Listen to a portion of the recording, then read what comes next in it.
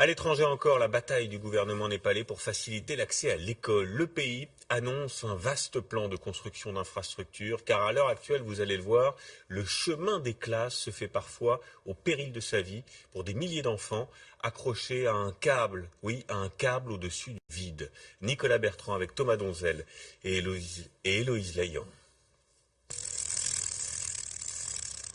Affronter le vide.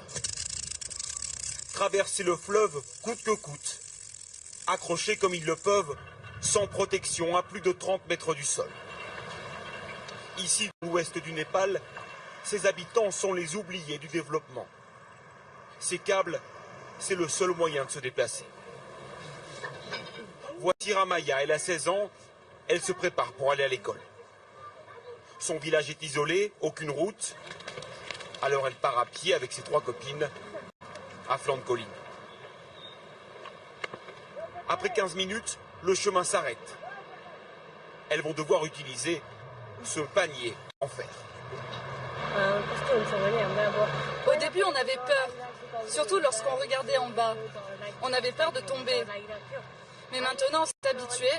Moi, je n'ai plus peur.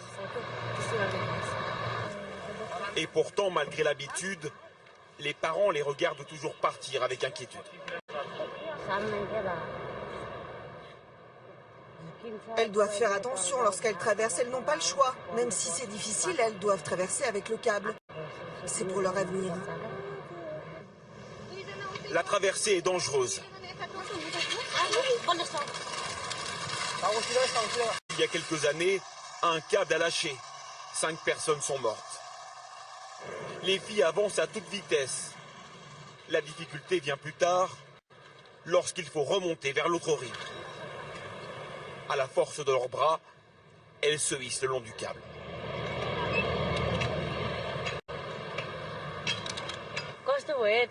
Ça fait mal aux mains. Surtout que parfois, on n'arrive pas à retenir le panier.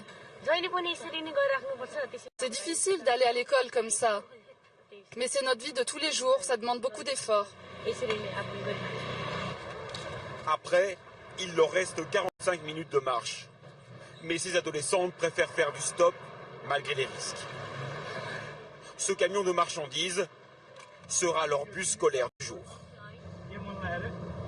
Au Népal, les habitants rêvent d'avoir des ponts bien avant des hôpitaux, des routes ou de l'électricité.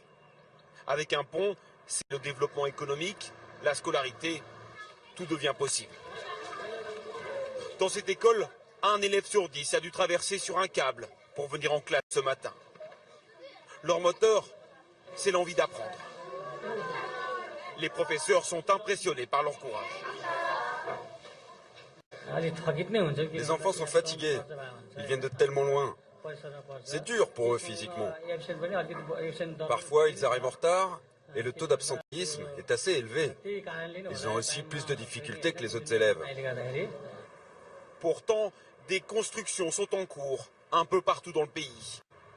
D'ici à 2019, le gouvernement népalais prévoit l'installation de 2500 ponts suspendus, comme celui-ci.